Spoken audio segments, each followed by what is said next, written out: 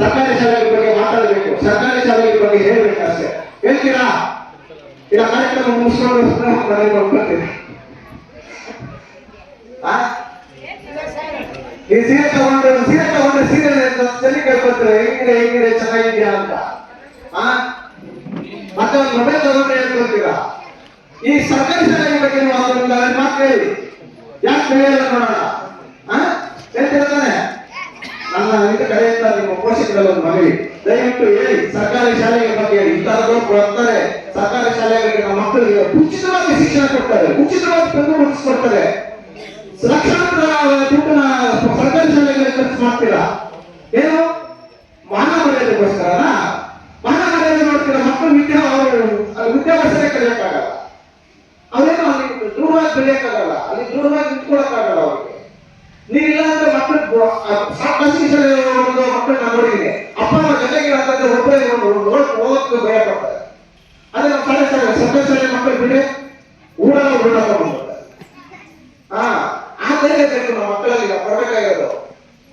ಆ ಧೈರ್ಯ ಸಿಗುವಂತ ಸರ್ಕಾರಿ ಶಾಲೆಗಳಲ್ಲಿ ಹೇಳ್ರಿ, ಇಂಥ ಮಾತನ್ನ ಹೇಳ್ರಿ. ಪಕ್ಕದವ್ರಿಗೆ ಖಾಸಗಿ ಶಾಲೆಗಳು, ಅದು ಹೆಚ್ಚಾಗಿ ಖಾಸಗಿ ಶಾಲೆಗೆ ಕಳಿಸ್ತಾರಲ್ಲ ಅವ್ರಿಗೆ ಹೇಳ್ರಿ. ಆವಾಗ ಸರ್ಕಾರಿ ಶಾಲೆಗಳಿಗೆ ಸೇರಿಸ್ತಾರೆ. ನಾವು ಓದುವಾಗ ಶಾಲೆಗಳು ತುಂಬ ಜಾಗ ಇರ್ತಾ ಇರಲಿಲ್ಲ, ಹಂಗಿತ್ತು ಸರ್ಕಾರಿ ಶಾಲೆಗಳು. ಇವತ್ತು ರೂಮ್ ಎಲ್ಲ ಖಾಲಿ ಇರ್ತದೆ, ಅಲ್ಲೋರ್ತಾರೆ. ಅದ್ರ ಮತ್ತೆ ಎಲ್ಲ ಸೇರಿ ತುಂಬಿಸೋಣ, ಏನಂತೀರಾ? ಅದಕ್ಕೋಸ್ಕರನೇ ನಾವು ಈ ಕಾರ್ಯಕ್ರಮಗಳನ್ನ ಅನ್ಕೊಂಡಿದ್ದೀವಿ. ನಾನು ಅನ್ಕೊಂಡೆ ಹೋರಾಟಗಳು ಮಾಡ್ಬೇಕು, ಏನೋ ನ್ಯಾಯಕ್ಕೋಸ್ಕರ ದುಡಿಬೇಕು ಅಂತ. ಆದ್ರೆ ಸಂಘಟನೆ ಅಂತಂದ್ರೆ ಬರೀ ನ್ಯಾಯಕ್ಕೋಸ್ಕರ ದುಡಿಯೋದಲ್ಲ, ಸಮಾಜ ಸೇವೆ ಕೂಡ ಮಾಡಬೇಕು. ಅದು ಯಾವ ಕಡೆ ಇರಬೇಕು ಅಂತ ಯೋಚನೆ ಮಾಡಿದಾಗ ನಾನು ನಮ್ಮ ಜಿಲ್ಲಾಧ್ಯಕ್ಷರು ಸಚಿವ ವೆಂಕಟೇಶ್ ಹತ್ರ ಮಾತಾಡಿದಾಗ ನಾವು ಒಳಗಿಟ್ಟು ಒಂದು ಸಮಾಜ ಸೇವೆ ಮಾಡೋಣ. ಅದು ಸರ್ಕಾರಿ ಶಾಲೆಗಳಿಗೆ ಮಾಡೋಣ. ಅದು ಸರ್ಕಾರಿ ಶಾಲೆಯಲ್ಲಿ ಒಂದು ಯಾಕಂದ್ರೆ ಅದು ಅವನತಿಗೆ ಬರುವಂತ ಸ್ಥಿತಿ ಬಂದಿದೆ. ಅದು ಅವನತಿಯಿಂದ ಮತ್ತೆ ನಾವು ಅದಕ್ಕೆ ನಾವು ಬಲ ಕೊಡೋಣ. ಪೂರ್ತಿ ಬದಲಾಯಿಸೋದಾಗಲ್ಲ, ನಮ್ಮ ಕೈಗಾಲಷ್ಟು ಬದಲಾಯಿಸೋಣ, ಪ್ರಯತ್ನ ಪಡೋಣ ಅಂತ ನಾವು ಮೊದಲನೇ ಕಾರ್ಯಕ್ರಮ ಮಾಡಿದಾಗ ಪೋಷಕ ಇರಲಿಲ್ಲ. ಹೌದಾ ಸರ್? ನಾವು ಮೊದಲನೇ ಕಾರ್ಯಕ್ರಮ ಮಾಡಿದಾಗ ಪೋಷಕ ಇರಲಿಲ್ಲ, ಬರೀ ನಾವು 4 ಜನ ಹೋಗಿದ್ವಿ ಮೊದಲನೇ ಕಾರ್ಯಕ್ರಮಕ್ಕೆ. 3ನೇ ಕಾರ್ಯಕ್ರಮಕ್ಕೆ ಹೋದಾಗ ನಾವು 5 ಜನ ಹೋಗಿದ್ವಿ, ಪೋಷಕರು ಬಂದಿರಲಿಲ್ಲ. ಮತ್ತೆ 5ನೇ ಕಾರ್ಯಕ್ರಮವರೆಗೂ ನಮ್ಗೆ ಯಾರು ಪೋಷಕರು ಬರ್ತಾ ಇರಲಿಲ್ಲ, ಬರೀ ನಾವು ವಿದ್ಯಾರ್ಥಿಗಳು ಮಾತ್ರ ಇದ್ವಿ. ಇವತ್ತು ನನ್ನಿಂದ ಸುಮಾರು ಜನ ಇದ್ದಾರೆ. 5 ಜನ 10 ಜನ ಆಯ್ತು, 10 ಜನ 20 ಜನ ಆಯ್ತು, 20 ಜನ ಇವತ್ತು 50 ಜನ ಆಗಿದೆ, ಇವತ್ತು 100 ಜನ ಆಗುತ್ತೆ. ಅದೇ ತರ ಇಲ್ಲಿ ಬರೀ ವಿದ್ಯಾರ್ಥಿಗಳು ಮಾತ್ರ ಇದ್ರು.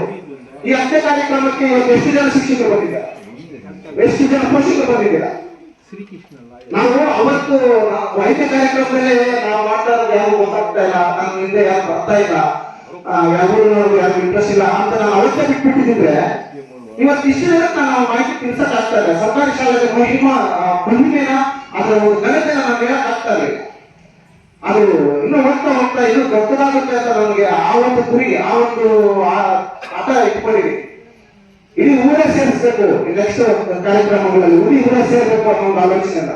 ಅವರೆಲ್ಲರೂ ಸರ್ಕಾರಿ ಶಾಲೆಗಳ ಬಗ್ಗೆ, ಅದ್ರ ಘನತೆ ಬಗ್ಗೆ, ಅದ್ರ ಮಹಿಮೆ ಬಗ್ಗೆ ತಿಳಿಬೇಕು ಅನ್ನೋದು ಒಂದು ಆಸೆ. ಇದನ್ನೆಲ್ಲ ಇವತ್ತು ಬಂದಿರೋ ಪೋಷಕರಿಂದ ಅದು ನೆರವೇರುತ್ತೆ ಅನ್ಕೊಂಡಿದ್ದೀನಿ. ಈಗ ಹೆಚ್ಚಿಗೆ ಮಾತಾಡಕ್ ಹೋಗೋದಿಲ್ಲ. ಇನ್ನೊಂದು ಮಾತು ಕೊನೆಯದಾಗಿ ಹೇಳ್ತಾ ಇದ್ದೀನಿ. ಈಗಿನ ಮಕ್ಕಳು ಮುಂದಿನ ಪ್ರಜೆಗಳು ಅಂತ ನಾವು ಚಿಕ್ಕವಯಸ್ಸಿಂದ ನಮಗೂ ನಮ್ಮ ಶಿಕ್ಷಕರು ಹೇಳ್ತಾ ಇದ್ರು, ನಾವು ಹೇಳ್ತಾ ಇದ್ವಿ.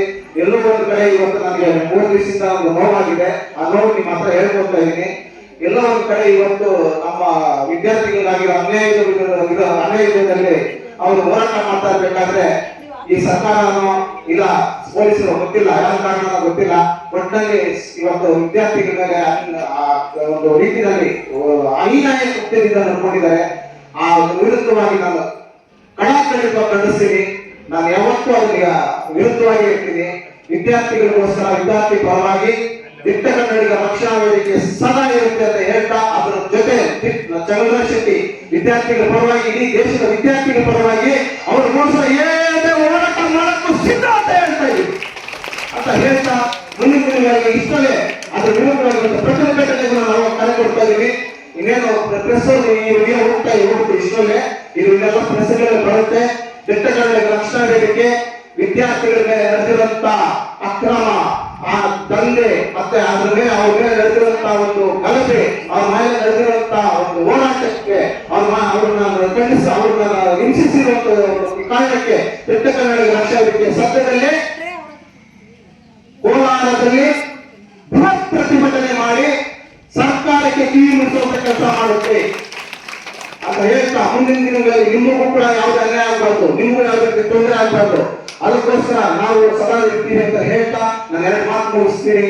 ಜೈ ಹಿಂದ್, ಜೈ ಭಾರತ್.